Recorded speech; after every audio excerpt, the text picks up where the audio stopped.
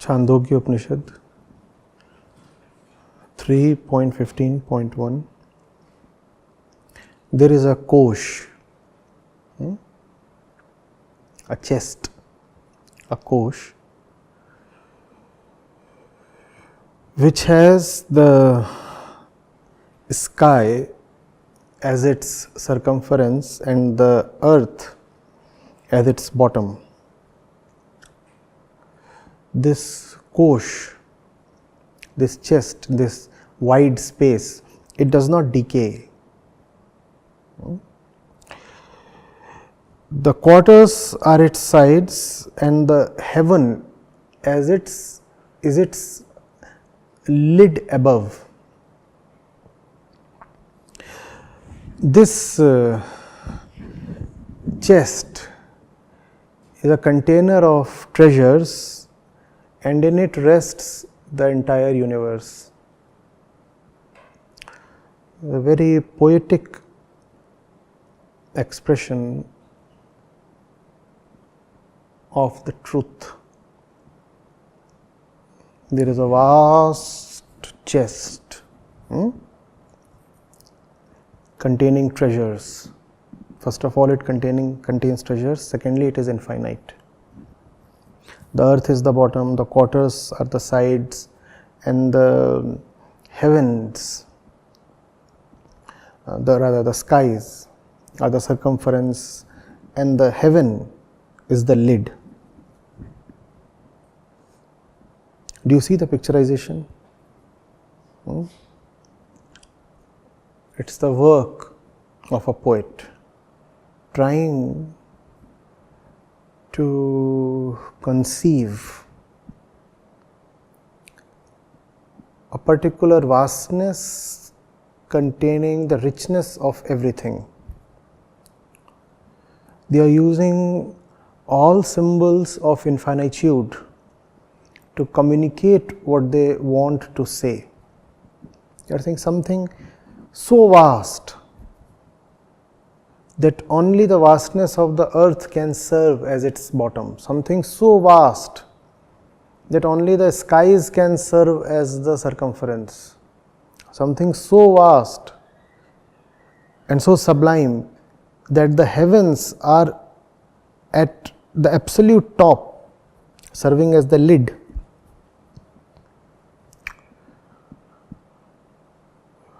They are referring to the infinitude of the truth. And they are using material symbols, because all symbols have to be material. It's just that what they symbolize is beyond the material. What they point at is not material.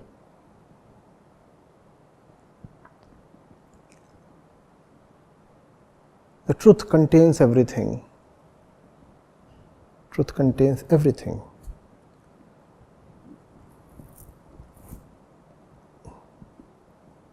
The highest that you can think of, the lowest you can think of,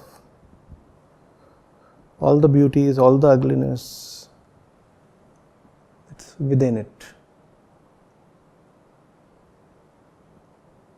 The mind of the sage is continuously sensing a reality beyond appearances,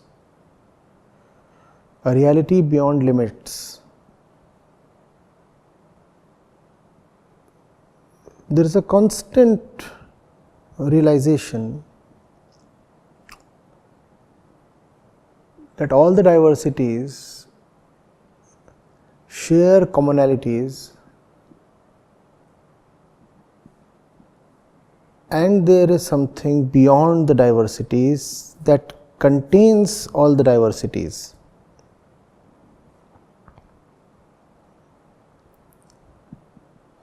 This feeling is being given a poetic manifestation in this particular verse.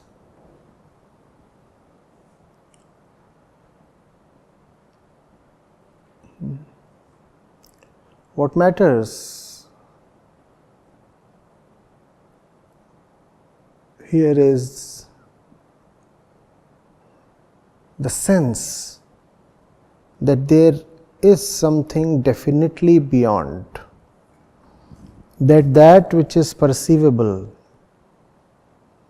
all that which can be experienced between the earth and the sky is of little importance compared to that. You see, size is the metric here. Size refers to importance as well. So there is a wide chest of great size, implying great importance. There is a wide chest of great size containing all the treasures, and nothing is beyond it, in the sense there is nothing more important than it. The sages here, the poetic sages here, do not want to leave you with words, they want to leave you with realization. There is not much point memorizing their words. Their words have been crafted to leave a certain impact. You must be available to that impact. Are you getting it? The impact is of beyondness, of greatness. The sages want to stun you by revealing something to you that is beyond description, comprehension and experience. All experience is of the little, and that's exactly what they want to stun you for, to take you beyond the little. The mind operates in its regular patterns, and all patterns relate to something small. The attempt here is to give the mind something so immense, so beautiful, that it is shocked and comes to a pause. In that pause is realization.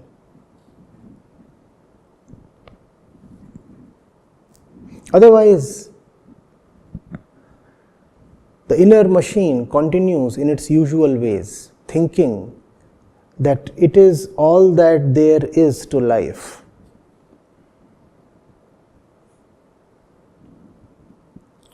The inner movement has to pause for a while.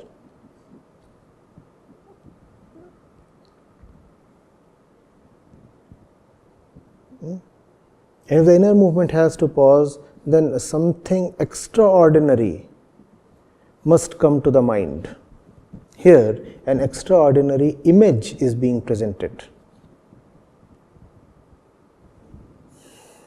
Mind can never come to terms with this image, because nothing like what has been so vividly depicted here really tangibly exists. So the mind can never reconcile itself with what this verse says. The mind and this verse cannot coexist. And if there is faith, then the mind won't dismiss this verse. What's the only option that remains then? The mind has to then dismiss itself. You have given the mind something it cannot coexist with. And the thing you have given to the mind cannot dismiss it either. If there is faith. So then there is just one option. The mind has to dismiss itself, and that exactly is the intent. Dismiss yourself.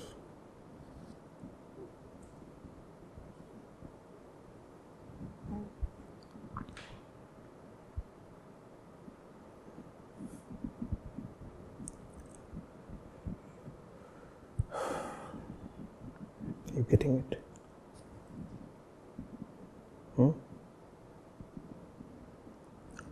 You exist by remaining fully absorbed in things. When a thing beyond things comes to you, then you cannot exist anymore. Dismiss yourself. Else you will miss out on the thing beyond things. And that would be such a shame, because the little things anyway do not suffice.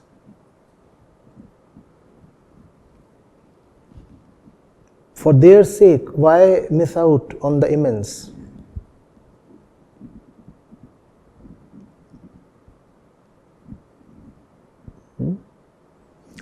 Yes, your observations, please.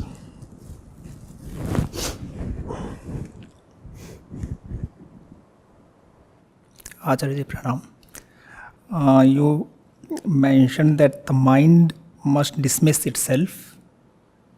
That exactly is the intent. When you are provided with beautiful examples and immensity of something beyond, then the intent is that mind must dismiss itself. When I am in the session and when I am listening to this, then I immediately realize that mind is coming to rest. But when we engage in our everyday activities, this thing that mind must dismiss itself, this becomes a little difficult. Here, when we are with the Upanishads, when we are with your words, then this thing becomes easier. I want to ask, how should this process be carried out, that mind keeping on dismissing itself whenever it arises? One thing is to... For the mind to dismiss itself continuously, the beyond must remain important continuously.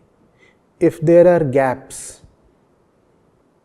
the mind will resurface and revitalize.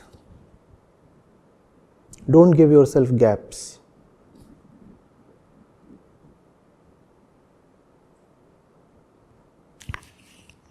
I have a question, Acharya. Acharya, when we are engaged in our day-to-day work, so it happens that when we are not with the verses, when we are not with the scriptures, then it is difficult to remember that there is something beyond. So what I practically want to say is, I have the real you must always be in the session. There is a part of you in the foreground, in the forefront. It remains engaged in day-to-day activities, and there is a part of you behind the foreground. It must always be in the session. If a part of you is not always busy with the real thing, and that part of you I am calling the real you. If the real you is not always busy with the real thing, then there is no chance. You have to learn to manage these two together. And when these two are together for a while, then the more important one of them naturally begins to command and nurture and guide the other. Which two? Your day-to-day work and your real work. These two must always coexist. Always. You cannot just say, I am doing one thing. You must always be doing two things. And if you can learn to do these two things, then the real thing will take over the other thing, and these two will themselves become one. But to begin with, learn to have this tightrope walk. Two things together. You are fooling around in the public, that's the thing in the foreground. In the background, you are in the session. You are doing something related to technology, that's in the foreground. In the background, you are in the session. That constant remembrance must never be lost. And if you can let that remain, then that will become your guiding light. That will start telling you what is right to do even in the foreground. Then you will not go wrong in life, because then all your actions and decisions will come from the right place, from the real you. Ji, and Acharya, this thing has helped that whenever I am in the session and after the session, I try to remember the time when I was in the session. And so that's what you were saying, that a part of you must be in the session. So you must do two things. That other thing for me is to remember the session, the teachings, the notes, and to be with it. So that is what I have for myself. You have to learn to give importance to the thing in the background. And knowing yourself, do all that you can do to remind yourself of the importance. If something is important, assuming something is important, whenever something is important, how do you behave with it? Similarly, learn to behave with the real thing. It is not just that behavior follows importance. If you want to remember importance, then behave accordingly first. When you already remember, then your behavior will come from the importance that you remember. But if you are someone who frequently forgets, then keep behaving rightly, and the remembrance of importance will come from the right behavior.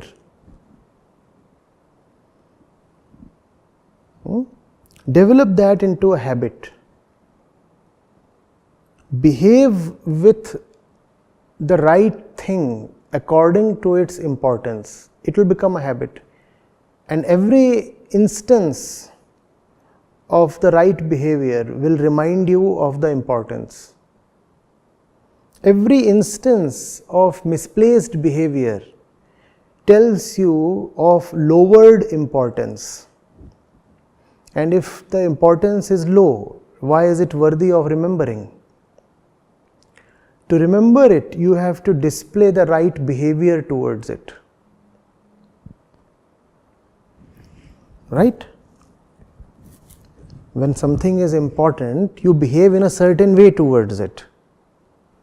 And if you can learn and make it a habit to behave in a certain way, then that helps in remembering its importance.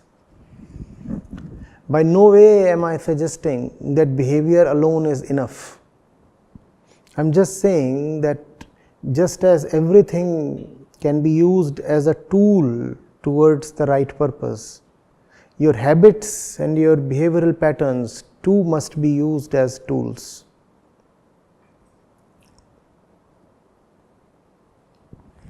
For example, if you are to walk into this hall, irrespective of whether or not the session is in progress, can you make it a habit to walk in a particular way?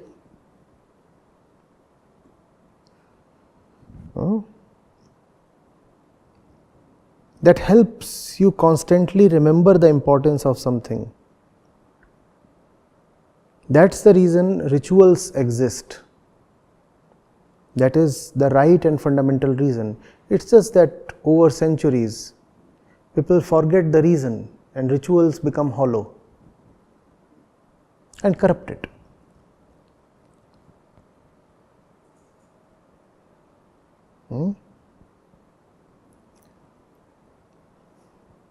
In the session, you display a certain behavior. So the session has become linked with the behavior. Can you display the same behavior even when the session is not on? And if you can display the same behavior, then the session is on for you. So behavior then becomes the key.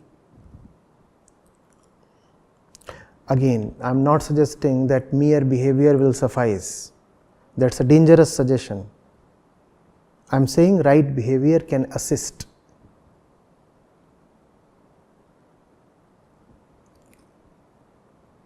And you do require all kinds of assistance, don't you?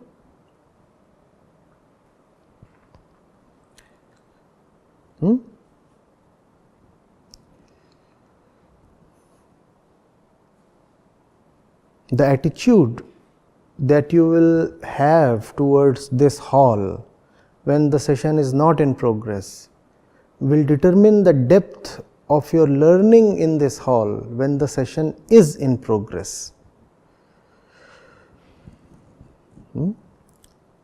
So just as you are mindful when the session is on, probably you need to be doubly mindful when the session is not on. Live as if you are always in attendance and behave accordingly. Now you know why they told people that God is always watching you. Live every moment at every place as if you are being watched. As if you are being watched.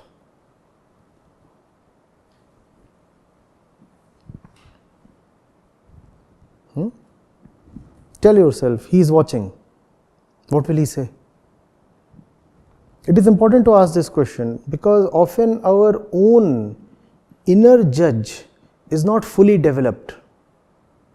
If your inner judge is well developed, then you do not need to ask what will he say. Your own judge is sufficient, but your own judge is still immature and vulnerable to corruption. You bribe your own inner judge, don't you? You feed him a burger and he can be fogged off.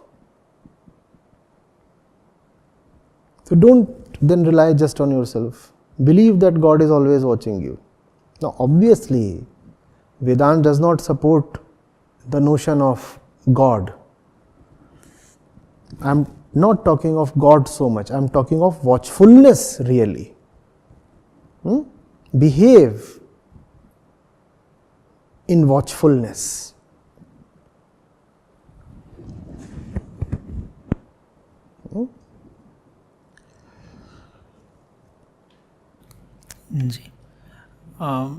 If I may ask this, Acharya ji,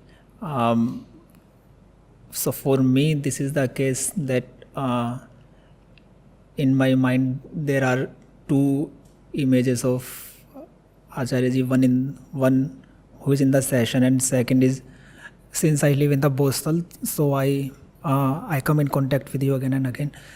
So when I am in the session, it is easy for me to behave in a certain way, but when I am out of the session, I try to remember that again and again, that that image of Acharya ji from the session, and try to behave well. But something, when I slip, then what I have introspected is I forget the image of the Guru. This second image will kill you.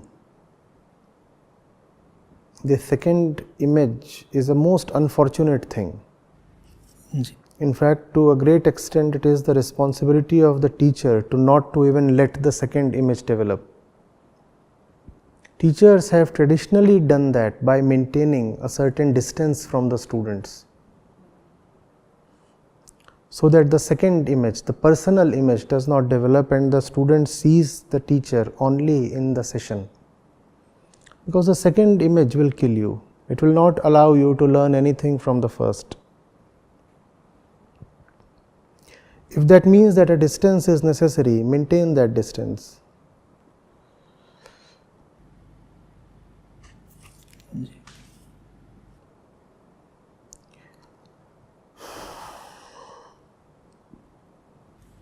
Acharya, the dismiss the mind thing looks obvious when the mind has got suffering because of itself, but when it is getting success or when it is in a very better good situation, so so it doesn't even occur, and also if it occurs, then it occurs in the reference of the past suffering that it has gone through because of its own going. So like how this dismiss the mind thing can be remembered even while it is in the forgetful state. Obviously it is not easy, we all agree. You need an environment that reminds you continuously, and you need an inner watchfulness that tells you constantly of the risk if you forget. If you can see what even an hour of forgetfulness can do to you, that will keep you on your toes.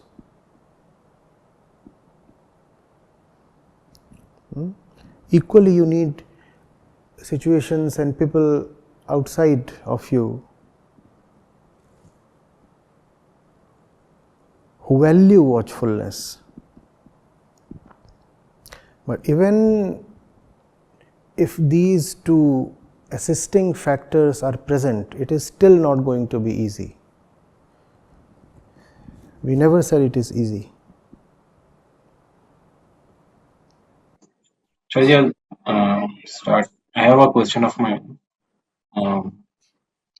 In the verse, you had mentioned that you have given the mind something it can't coexist with. It can't come to terms with it, but it can't dismiss it either. So the mind has to dismiss itself.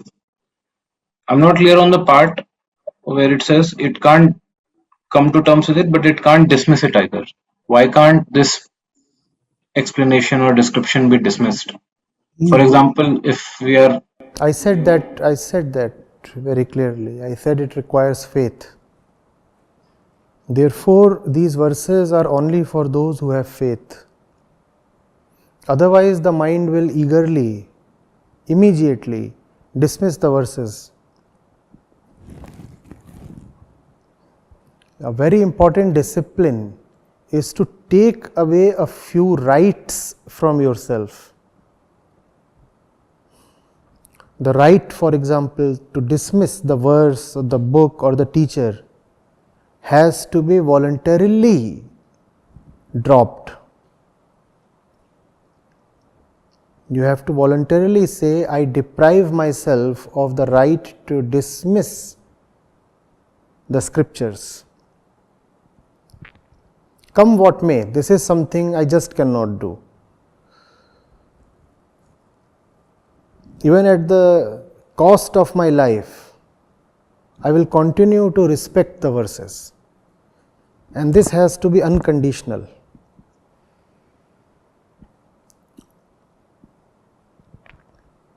If that kind of faith is not there, that is the reason why Shraddha is an important part of Sadhan Chatushtaya. Unless you have Shraddha, the scriptures are not for you, the mind will remain very keen to quickly and summarily dismiss the verses. That option has to be closed.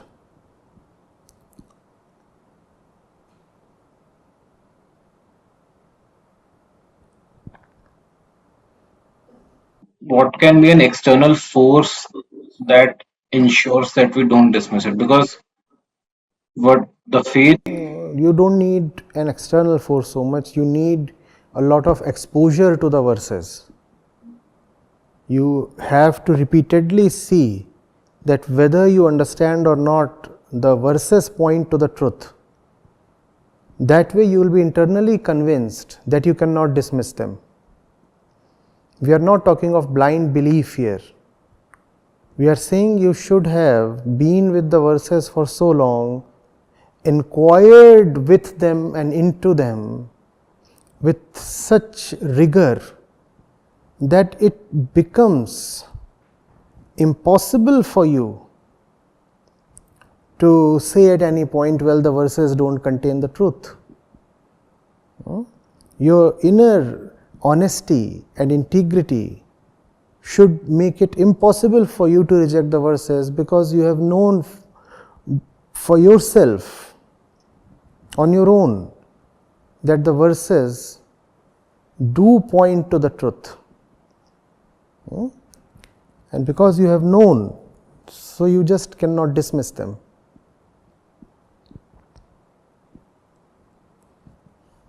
so this faith will also come as we become more familiar with the verses. So initially it will be probably by chance. Initially it is just grace.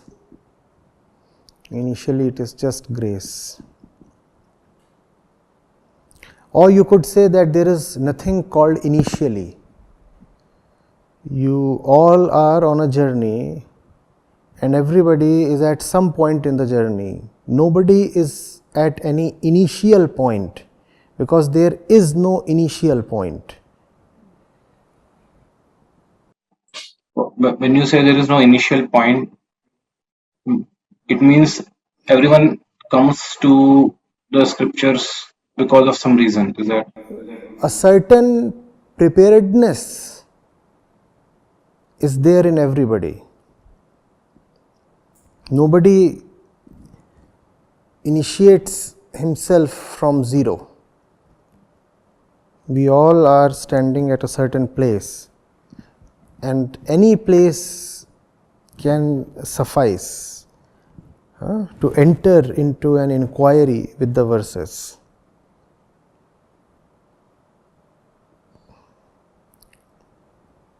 It depends on your choice. How soon do you want to begin it?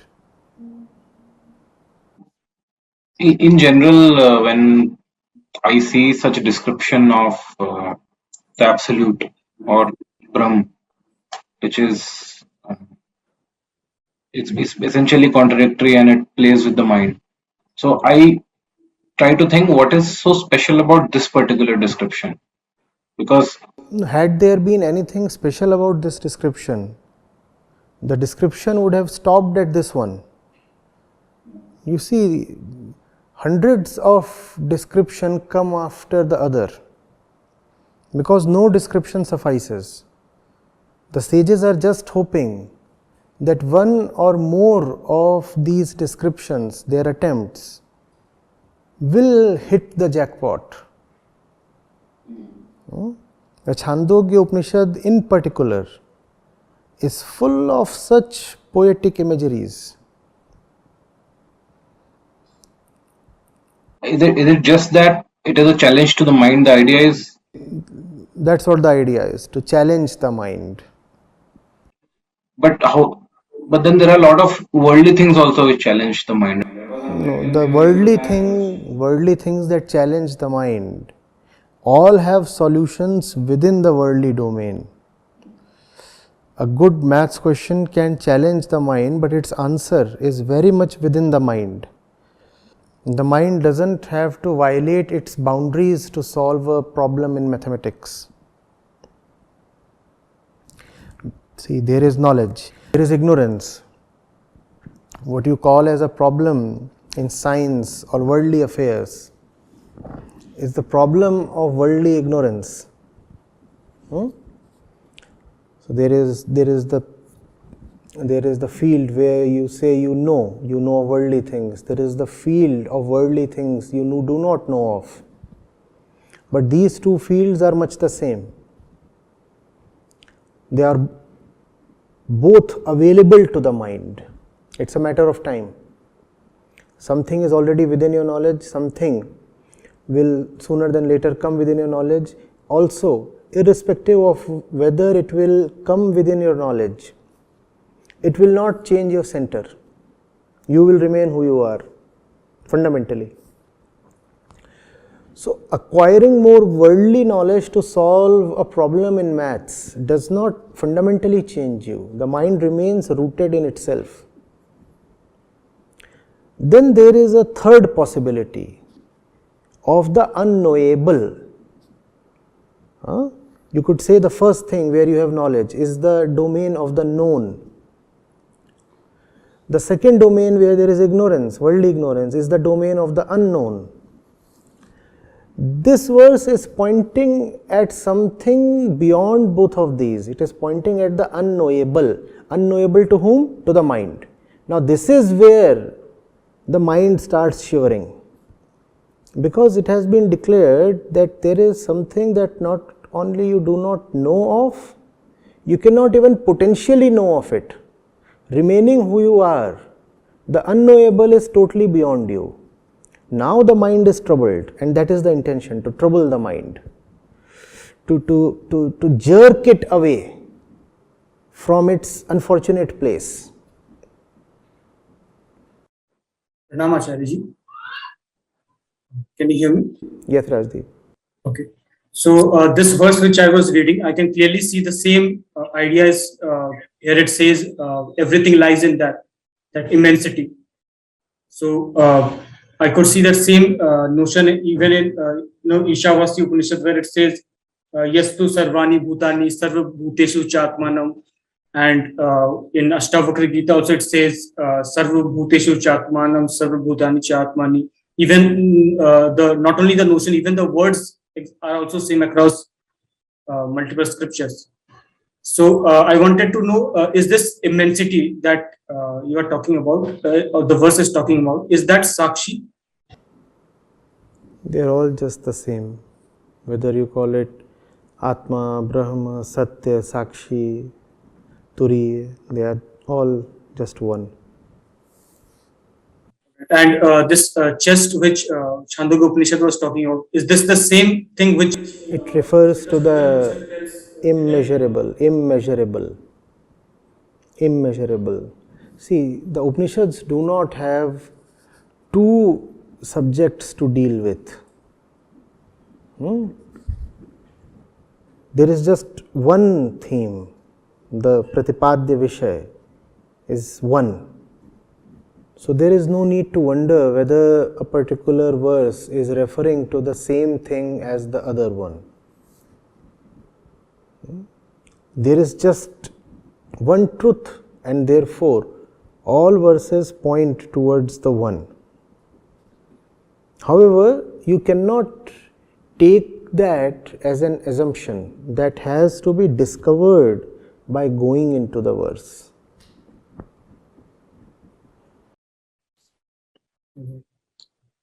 And you are mentioning about that foreground and background. One has to remember that the background is indeed important while operating in the foreground.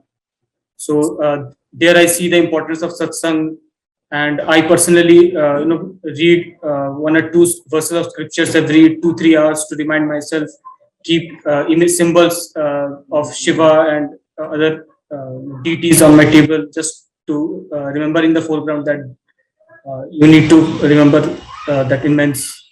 So obviously, we said behaviors and rituals can have a certain importance if there is understanding involved. However, be cautious of hollow ritualism. Just as everything can be and must be used as a tool towards the right purpose, rituals and patterns and practiced behavior too can be used as a tool and must be used as a tool.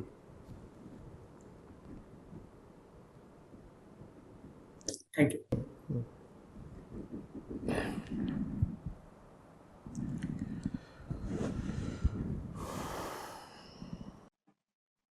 Pranam Acharya ji.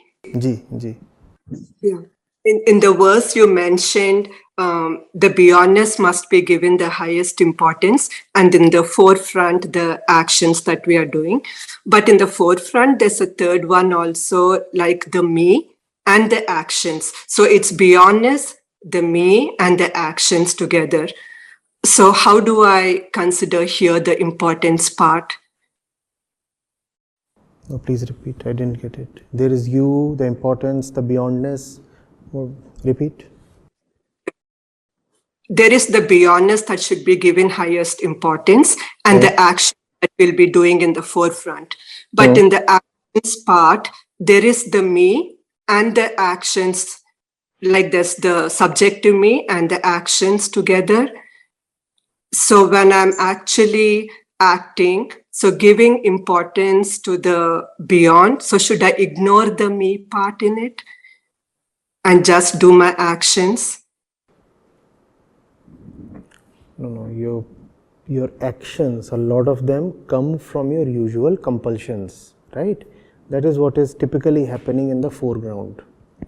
The process is let the background become a constant thing, an unconditional thing. Then we said that the power and the beauty of the background is such that it will dominate the foreground as well. The background is the real you, the foreground is the totality of your worldly actions, including your social obligations, your familial obligations, and all the other things that you do. So all that keeps going on, and you want to at least keep the real thing in the background. Even if you cannot let it dominate the totality of your mind, keep it at least in the background, and in the foreground other things are happening. And if you can stay true to this practice, then even the foreground would become an expression of the background. Then everything that you do in the world would have the guidance and the light of the background. One more question here, Acharya ji. In this action here, while doing our actions, like my mind, my thoughts, and the actions outside happening, like two things are happening here, like not one in the foreground. So should I just surrender my opinions to the beyond and then do the actions? Or no, if you could surrender yourself to the beyond, then the foreground won't have existed separately from the background. No? We are talking of the common worldly position. Surrender, etc. are not easy things to do. Easier said than done. So you cannot just go and surrender.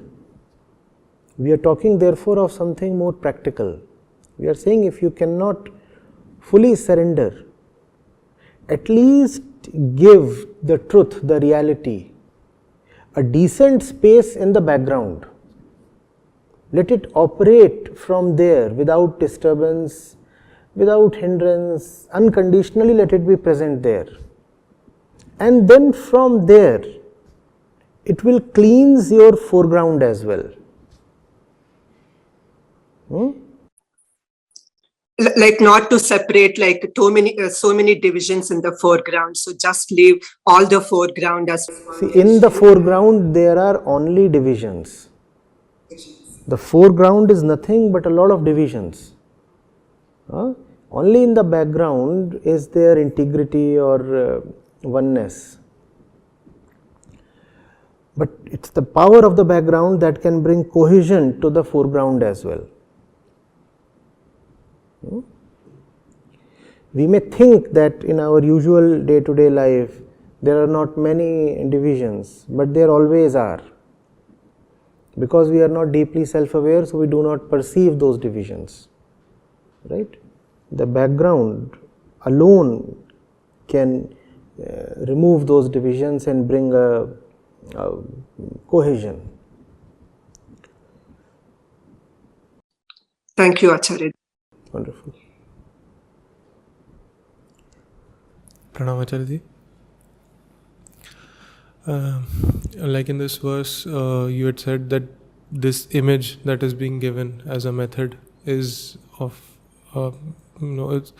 it's a poetic expression, and it is there to help you surrender or negate the mind. So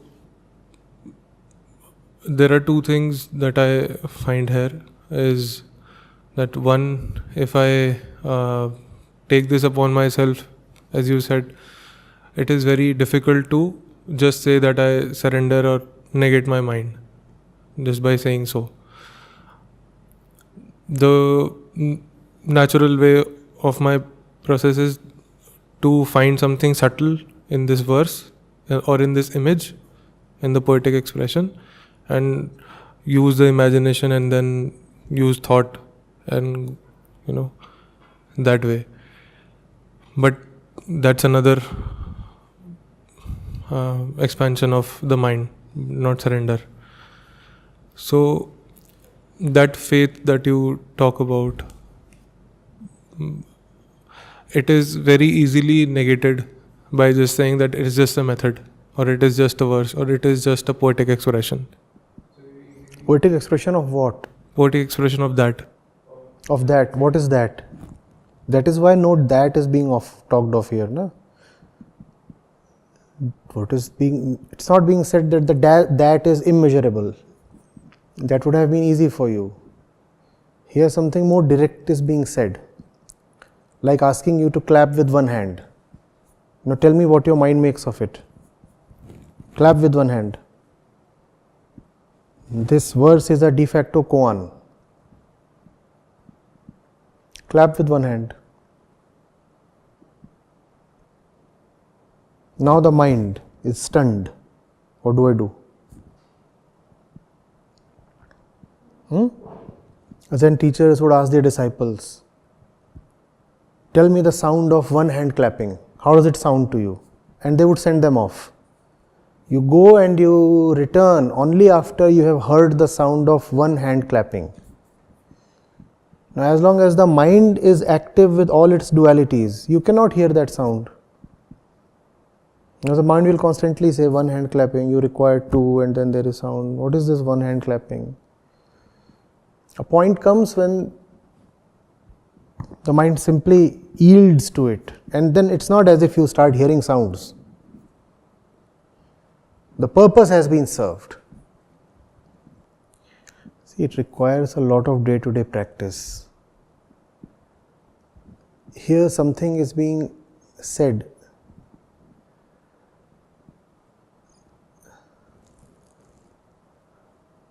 That is of great infinitude.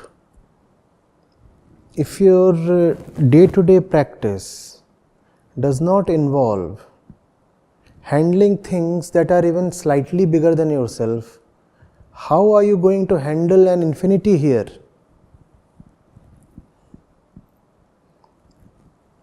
From 7 in the morning till 10 in the night, you refuse to handle things that are even an inch taller than how you are.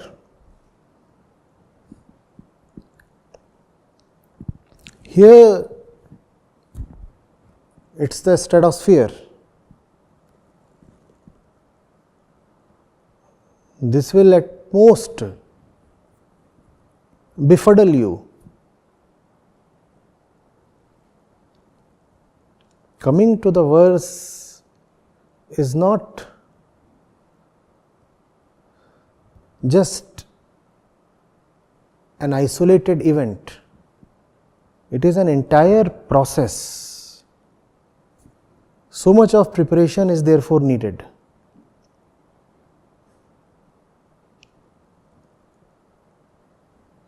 The teachers won't even introduce the verses to the students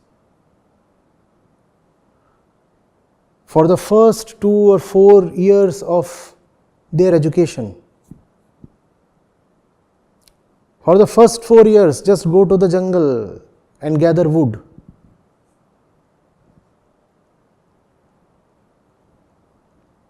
Just gather wood. And first of all, show that you can do your day-to-day tasks with some devotion. If you are totally devoid of honesty and devotion in what you do from morning till night, what will this verse bring to you?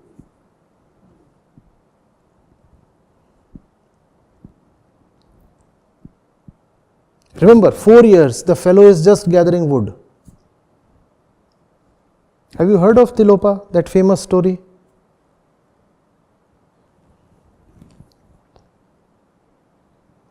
The fellow came to the teacher said, you go and you deal with till.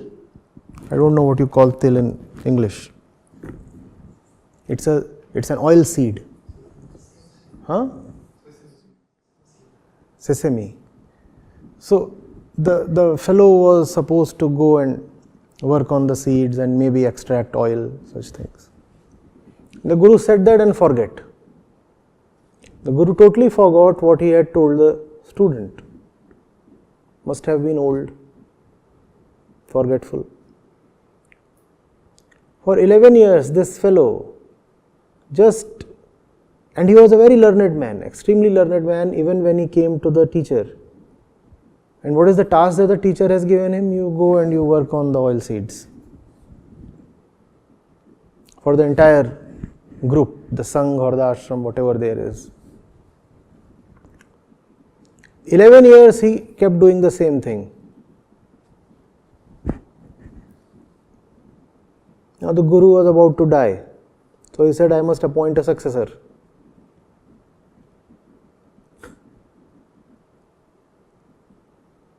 So he asked a question.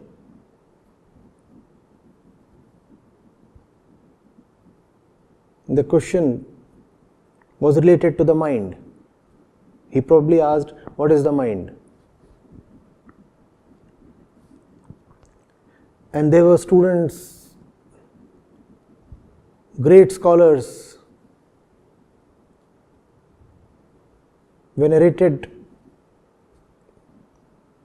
for their erudition, and they all vied with each other in giving the answer. Somebody said the mind is this, the mind is that, the mind.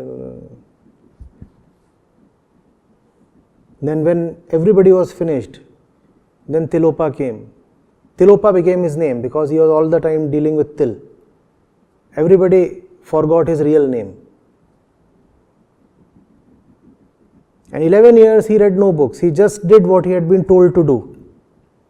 Just do with all your dedication and excellence what you have been told to do. That was his discipline.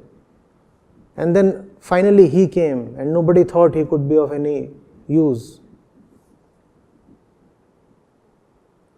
And he was to answer, what is the mind? And he said, nothing. He said, nothing. And the Guru said, he is the one.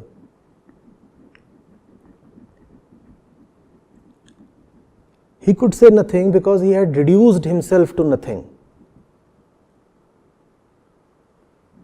And that was something he was doing for 24 hours of the day, reducing himself to nothing, doing with excellence only what he was supposed to do. That's when knowledge descends on you. Otherwise, you will keep asking stupid questions.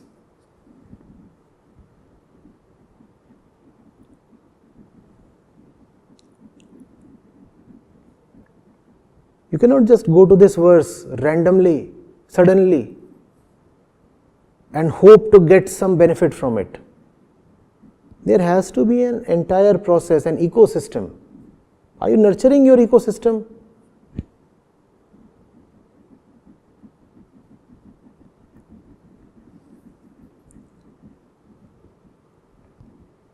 Only when you reduce yourself to nothing do you get the rights to say that the mind is nothing.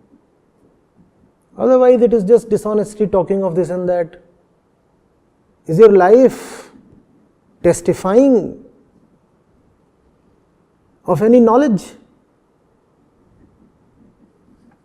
Life is full of minute-to-minute corruption and dishonesty. And then we want to talk of the Upanishads. You have to prepare for this session 10 days in advance. If you know that the session is approaching, start cleansing yourself 10 days in advance.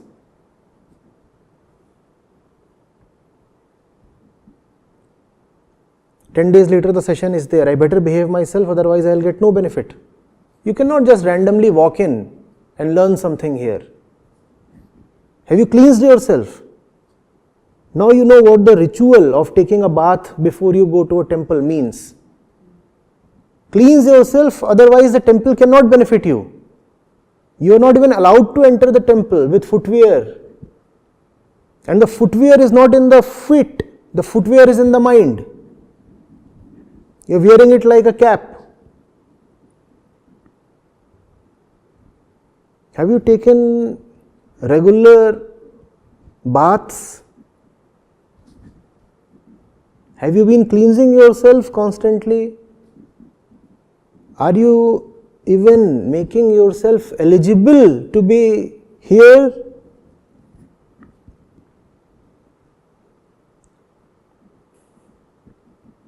There are so many festivals that are preceded by long days of austerity and fasting. Now you know why.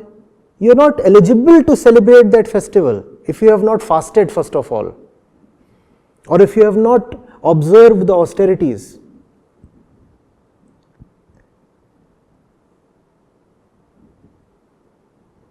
Have you fasted?